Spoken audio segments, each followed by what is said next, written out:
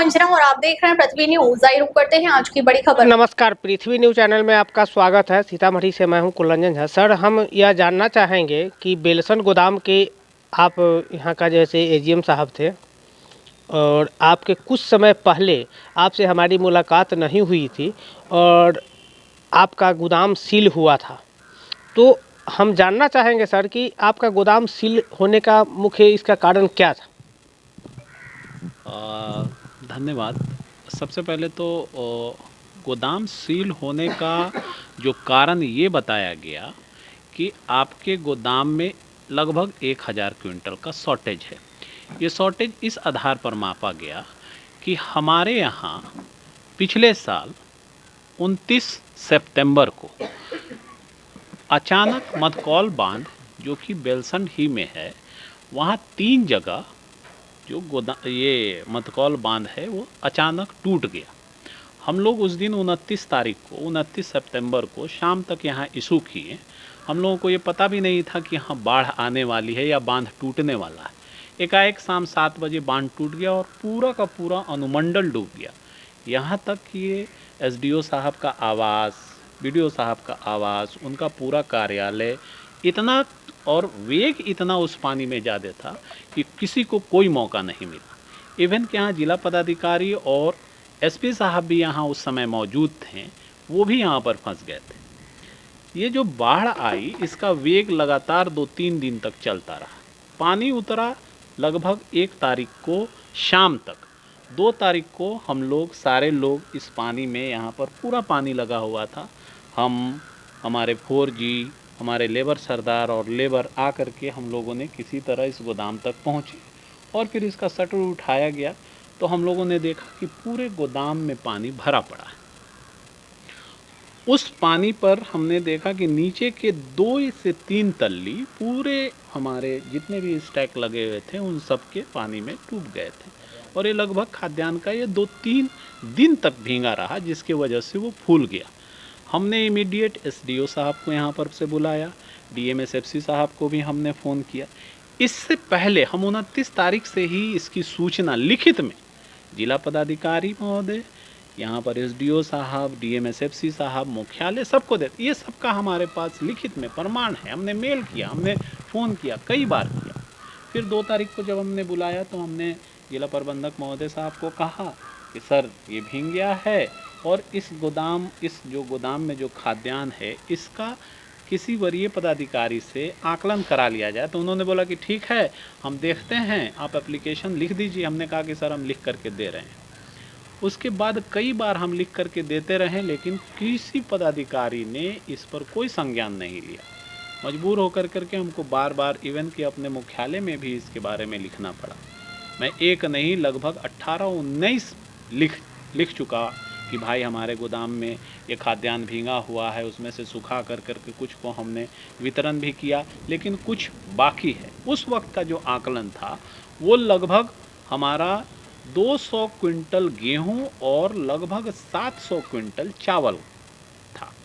उन दोनों को मिला दिया जाए तो लगभग हमारा 900-950 क्विंटल होता है। फिर भी हमारे लेबर सरदार, हमारे स्टाफ, उसमें से जो चलने लायक अनाज था उसको छांट के आप अभी भी देख सकते हैं पूरे गोदाम में चावल और गेहूं भरा पड़ा है। मार्च में हम लोगों का जब पीवी होता है, जिसको फिजिकल वेरिफिकेशन करते हैं, उस वक्त एसडीओ साहब, एमओ साहब उन लोग आए, हमने उन लोगों को दिखाया।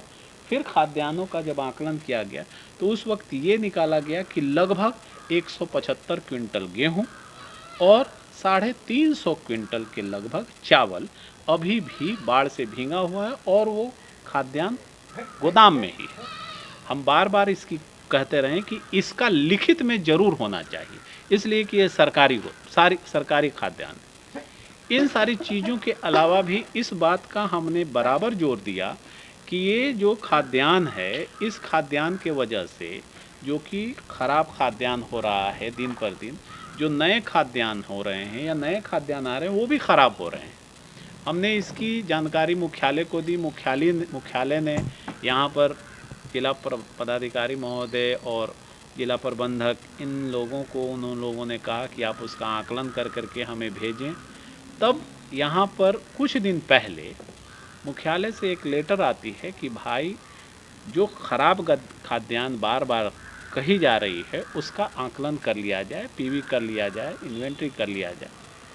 एक लेटर निकलता है जिला पदाधिकारी महोदय के यहाँ से, और उसमें सीओ साहब जो बेलसंड के हैं उनको बना दिया जाता है दंडाधिकारी। ये 17 जुलाई की बात है। 17 जुलाई को वो आते हैं हमारे गोदाम पर, जबकि हम यहाँ थे नहीं, क्योंकि हमारे साथ हमारा प्रवासी गोदाम एक और सोनबरसा है जो यहाँ से लगभग 60-70 किलोमीटर। हम उस दिन वहाँ पर थे। हमने पहले ही सीओ साहब से कह रखा था कि सर जब भी आप आएंगे हमें ज़रूर बुला लेंगे, हमें ख़बर कर देंगे, हम यहाँ पर मौजूद रहेंगे। उस दिन वो अचानक से आए, हमको उन्होंने कोई ख़बर नहीं किया। आए, उन्होंने लगभग हमारा इशू चल ही रहा था, उसी में आए, उन्होंने देखा, देख करके उन्होंने खाद्यान्नों का आकलन किया और उन्होंने बताया कि हाँ इतना खाद्यान्न यहाँ पर पड़ा हुआ है। बाद में पता चला कि उन्होंने ना बाढ़ से भीगे हुए खाद्यान्न का आकलन किया और ना ही वैसे खाद्यान्न जो पुराने सीएमआर और एफसीआई में डिफरेंस होता है। सीएमआर जो चावल जो सरकार खुद परचेज करती है उसको भी छोड़ दिया। वो सब मिला करके लगभग 950 क्विंटल उन्होंने खाद्यान्न छोड़ दिया। अब उसका आकलन जब ऑफिस से किया गया तो ऑफिस ने ये कहा कि सीओ ने रिपोर्ट किया है जिसमें आपका गोदाम लगभग 1000 क्विंटल शॉर्ट है। हमने इस चूँकि लिखित में उन्होंने कभी हमसे नहीं कहा, ये हमें बाहर से पता चली, मतलब और जो दूसरे स्टाफ थे उन लोगों से बात हुई। हमने कहा कि ऐसी कोई बात नहीं है, फिर से इसका कर लिया जाए, लेकिन उन लोगों ने इस चीज़ पर ध्यान नहीं दिया। इवन मुझ पर एफआईआर का भी आदेश कर दिया गया अपर जिला प्रबंधक के द्वारा। मैंने इसकी तत्काल सूचना, जब ये मुझे पता चला कि मुझ पर एफआईआर का आदेश हो गया है, मैं सीधे गया अपने मुख्यालय, वहाँ पर प्रबंध निदेशक महोदय से मैंने ये सारी जानकारी दी, सारी बातें बताई कि सर इस तरीके से यहाँ पर झूठा आरोप लगाया जा रहा है।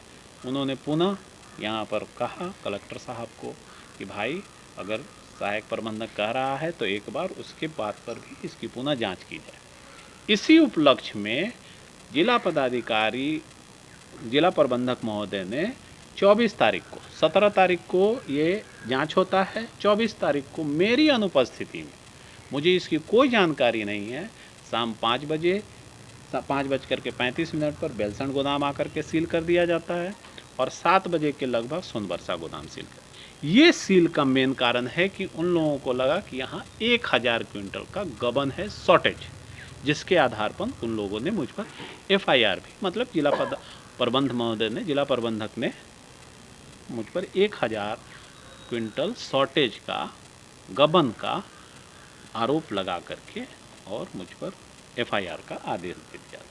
इस वजह से ये गोदाम 24 तारीख से सील हुआ। इसकी आज तक मुझे इस पूरे प्रक्रम में इतना हो गया, मुझे आज तक एक भी रिटर्न में नहीं दिया गया। मुझे ये नहीं बताया गया कि आपका गोदाम क्यों सील किया गया था, मुझे ये नहीं बताया गया कि आपका गोदाम में कितना शॉर्टेज है।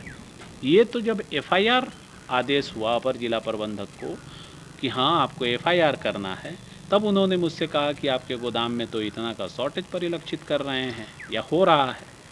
तब मुझे मजबूरीवश जा कर के अपने मुख्यालय में, जहाँ प्रबंध निदेशक महोदय ने हमारी पूरी बात सुनी, उनका बहुत बड़ा एहसान है कि इन सारी चीज़ों पर उन्होंने बहुत ही तत्परता दिखाते हुए यहाँ पर जिला पदाधिकारी के साथ साथ जिला प्रबंधक महोदय को भी आदेश जारी किया गया कि इसकी पुनः जांच कर लीजिए। साथ में उन सब के साथ साथ वहाँ हमारे जो मुख्य महाप्रबंधक अधिप्राप्ति हो, मुख्य महाप्रबंधक जन वितरण हो, या फिर जो महाप्रबंधक जन वितरण हो, उन लोगों ने भी मुझे बहुत सपोर्ट किया। उन्होंने कहा कि घबराने की ज़रूरत नहीं है, आप जाइए, हम लोगों ने कह दिया है, वहाँ जांच होगी और जांच में जो निष्कर्ष निकलेगा उस पर जो उन लोग ऑर्डर करेगा तब मुख्यालय इस पर आगे की अग्रेतर कार्रवाई करेगी। अच्छा, इस तरह की बात है ना। तो यह जो है, अब हम यह जानना चाहेंगे कि फिर आज जैसे सील क्यों खुला, जब गोदाम सील कर दिया गया तो फिर आज सील क्यों खुला? सील पुनः जांच के लिए कि हाँ खाद्यान्न की एक्चुअली 100% मात्रा कितनी है, उसके लिए जो लेटर मुख्यालय से दिया गया, निगम मुख्यालय से, उसके उपलक्ष्य में यहाँ पर एक लेटर निकाला गया जिसमें अनुमंडल पदाधिकारी बेलसंड और जिला प्रबंधक जिले में और भी कई इसके प्रभार में हैं, तो उनको विधि शाखा का प्रभारी भी हैं, तो उनको और विधि शाखा के प्रभारी और अनुमंडल पदाधिकारी दोनों को नोडल यहाँ पर नियुक्त किया गया कि हाँ आप एज ए दंडाधिकारी जिला पदाधिकारी महोदय के लेटर से 14 तारीख से हमारा इन्वेंट्री शुरू हुआ। हमारे जितने भी खाद्यान्न यहाँ पर आपको दिख रहे हैं उन सब का एक एक बैग का तौल कराया गया।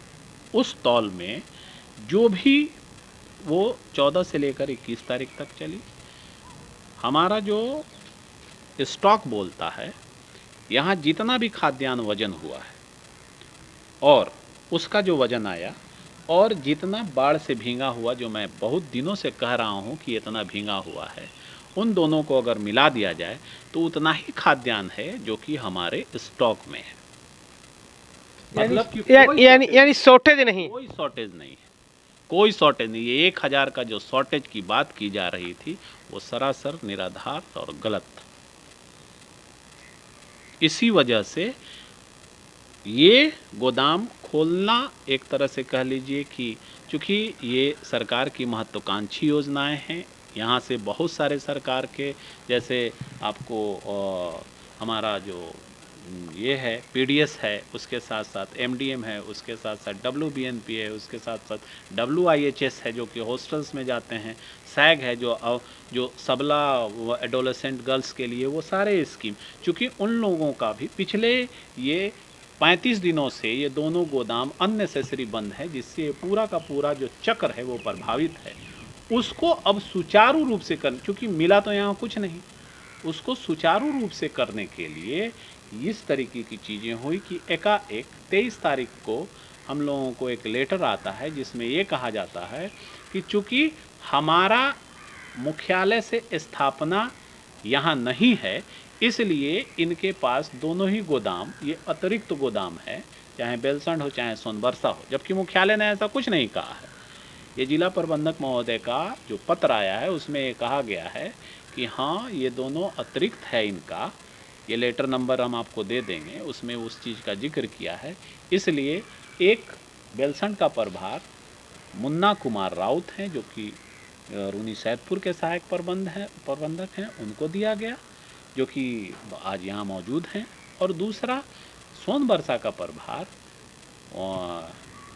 उदय कुमार को दिया गया है जो कि परिहार के सहायक प्रबंधक। इसलिए आज ये गोदाम खुला है और कल वहाँ का सील खोला जाएगा सोनबरसा का। और आपको क्या कहा गया? मुझे तो ऐसा कुछ नहीं, मुझे कहा गया कि मुख्यालय ने आपको मुख्यालय ने यहाँ पर पोस्टिंग नहीं किया था, यहाँ तो जिले से आपकी पोस्टिंग हुई थी, इसलिए अभी तक तो मुझे हवाई में लटकाया दिया गया है। अब मुख्यालय इस पर डिसाइड करेगा कि हाँ वो करेगा क्या, या मुझे अब कहाँ भेजना है इन लोगों को। यानी मुख्यालय आपको नहीं भेजा था यहाँ पर? नहीं, मुख्यालय हमें भेजा था। मुख्यालय ने ही कोई भी, हमारे एसएफसी में एक रूल है कि हमारा जो ट्रांसफ़र पोस्टिंग होगा वो मुख्यालय ही निर्देश दे सकता है। कोई भी नीचे, यानी कि मुख्यालय से नीचे किसी का यह अधिकार क्षेत्र नहीं है कि वो ट्रांसफ़र पोस्टिंग कर दे या गोदाम चेंज कर दे।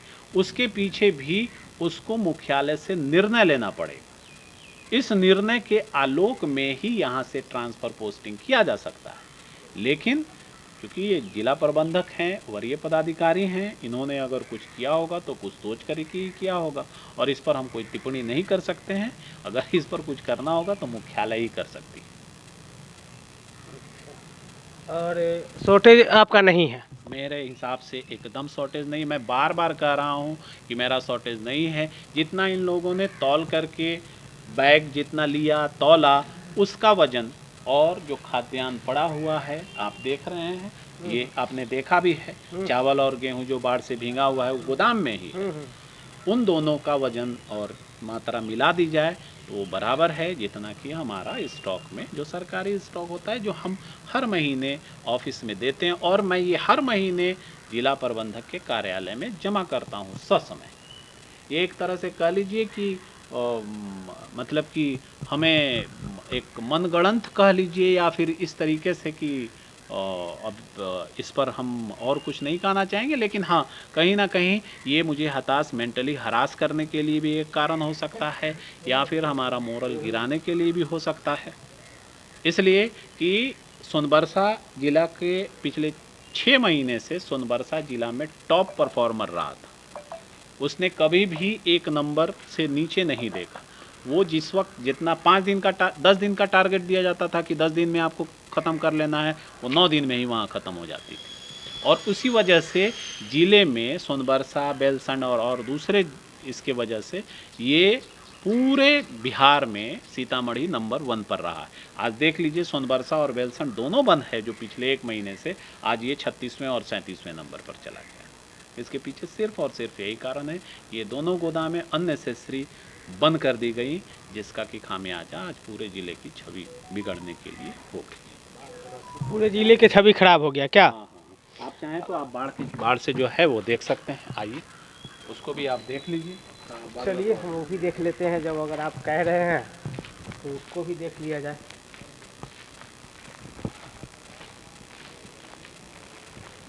खाद्यान्न है सबका तौल हो गया, 100% तौल हो गया। मैंने जब इनसे कहा सर इसका भी खाद्यान्न का तौल हो जाना चाहिए, तो इन्होंने कहा कि आप मुझे मालूम है कि मुझे क्या करना है क्या नहीं। ये वही सारे खाद्यान्न है जो बाढ़ से भीगे हुए हैं। इसको मैंने पूरे बोरियों में भरा था, वो देखिए जितनी भी बोरियां हैं वो सब बाढ़ से भीगे हुए ही बोरियां हैं। अच्छा अच्छा, ये सब चावल के हैं। ये पूरा चावल का बैग, ये अगर उठा करके देख लिया जाए तो एक एक बैग 60, 70, 75 किलो का है। और ये पूरा 476 बैग है, आधा 476 बैग और आधा अभी यहाँ पर ही पड़ा हुआ। सब जोखा हुआ है, सब जोखा हुआ है। आंकड़ा एकदम जोख के लगाया गया है, एकदम पक्का राइट है। अच्छा, इसमें कहीं से गड़बड़ी नहीं है।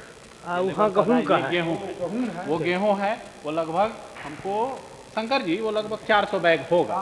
400 बैग होगा, लेकिन फिर भी हम लोगों ने कहा कि नहीं, वो 350 यानी 175 क्विंटल ये सारे ये खाद्यान्न है जिनका वजन किया गया। और 100% हमारे जितने भी खाद्यान्न और प्लस ये जो है वो पूरा का पूरा राइट, मतलब कहीं कोई कमी नहीं है, कोई कमी नहीं। कहीं से एक तो भी फिर आपको जैसे इनका जैसे प्रभार हटाने का इसका वजह क्या था?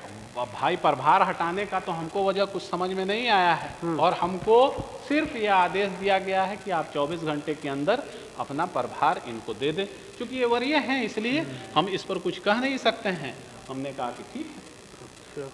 तो ये सारा जो है मतलब जैसे सामने है ना? जी जी जी, ये भी एकदम सामने प्रॉपर ये देखिए, ये गेहूं के वो सारे बोरे ये भीगे हुए हैं। भिजे हुए हैं। भाई ये वही लेबर सरदार हैं जो बाढ़ के वक्त में थे। आप इनसे भी पूछ सकते आप हैं। थे? जी, क्या देखे आपने बाढ़ के हमने समय? देखे कि ये बाढ़ से 3 फीट 2 छली 3 छली माल इसमें एकदम भरा मात्रा पानी में ही मिला गया। हम लोग जब सेटर खोले 8 दिन के अंदर में इसको कादो काच के हटाए, है ना। बोरा पर से जितना भी नीमन अनाज था उसमें हम लोग निकाल लिए, जितना भी खराब अनाज था हम लोग इसमें छोड़ दिए। छोड़ला के बाद निकाल को सरकार को जितना खराब अनाज है हम लोग जमा कर दिए होंगे। दम प्रॉपर दम पूरा मुस्तैद है कि एक कनवा गोदाम कम नहीं है, राइट का राइट पूरा है। क्या परिचय हुआ आपका? हमारा नाम हुआ शंकर राय, लेबर सरदार है बिल्सन का। अच्छा, लेबर का सरदार है जी। अच्छा, कितना लेबर आपके अंदर में खड़ता है? हमारे अंदर में 13 लेबर खड़ता है। सब लेबर का पेमेंट आप ही देते हैं? जी, सारा लेबर को पेमेंट हम ही देते हैं। ठीक। पैसा आपका जैसे मिल रहा है कि नहीं मिल रहा है? पैसा नहीं मिल रहा है। कितना दिनों से पैसा आपका रुका हुआ है? पैसा हमारा 6 महीना से रुका हुआ है। 6 महीना तक वो पेमेंट नहीं मिल रहा है? ना मिल रहा है। लेबर लोग कहाँ से खा रहा है? तो लेबर लोग के बाजार से कर्जा ले लेके 10,000 5,000 दे रहे हैं। ठेकेदार लोग कह रहा है कि आज देंगे कल देंगे, अभी तक ले पैसा नहीं दे रहा है। ऐसा स्थिति है? ऐसा स्थिति है। क्या जिससे मेरे साहब के सामने ठीक कहे है। नहीं हाँ, कहे तो हैं। कहे हैं, वो बड़े अधिकारी से पटना बात भी किए हैं। हाँ। कहे कि ये लोग को पैसा जल्दी पेमेंट करो कि ये लोग ठेकेदार पैसा दे लोग का। कहा कि 1 हफ्ता के अंदर में पैसा मिल जाएगा, चालू कीजिए। अब तो सुनबे किए हैं। क्या सुने तो हैं। चलिए ठीक है, बहुत अच्छी बात है एजीएम साहब। और मैं चाहूँगा कि आपकी खबर को जो है से पटना क्या दिल्ली तक पहुँचेगा, और इसमें कहीं कोई शक की बात नहीं है। और आप अंधेर नहीं होइए कि अगर आप में अगर गलती नहीं है तो आपको सज़ा तो काटना नहीं पड़ेगा। और अन्यथा अगर कोई दबाव में चाहे किसी भी तरह की कोई बात अगर जैसे गलत अगर करना चाहे आपके साथ में, तो यह अभी के नरेंद्र मोदी जी और नीतीश कुमार जी के शासनकाल में ऐसा होगा नहीं। क्योंकि आज जो है से हमारे देश का माननीय प्रधानमंत्री नरेंद्र मोदी जी का यह बहुत बड़ा आभार प्रकट करते हैं और हम उनको धन्यवाद कोटि कोटि देना चाहते हैं कि बहुत सारी गरीबों का चूल्हा जो है से आज उनके नाम से डलता है। और जो भी अगर गरीब का अगर आज दाना चल रहा है तो वो नरेंद्र मोदी का जैसे बिल्कुल फ्री का राशन खा करके और उसकी जो है से जीवन प्रवृत्ति हो रहा है। इन्हीं शब्दों के साथ आप लोग के बीच नमस्कार। क्या आप सच्ची पत्रकारिता का हिस्सा बनना चाहते हैं? क्या आप अपने क्षेत्र की आवाज को लोगों तक पहुंचाना चाहते हैं? तो जुड़िए पृथ्वी न्यूज से, जहां आपको मिलेंगे ID card, mic ID, car और बाइक के स्टिकर्स और साथ मिलेगा प्रशासनिक सहयोग। उम्र सीमा 25 से 40 वर्ष और न्यूनतम योग्यता इंटरमीडिएट जरूरी है। सिर्फ 1500 रुपए की मेंबरशिप फीस में जुड़े हमारे साथ और बने जमीनी पत्रकारिता की आवाज। अभी संपर्क करें 7033179142। पृथ्वी न्यूज, सच की ताकत जनता के साथ। अब तक के लिए बस इतना ही, फिर मिलते हैं एक ऐसे ही बड़ी खबर के साथ। तब तक के लिए नमस्कार और देखते रहिए पृथ्वी।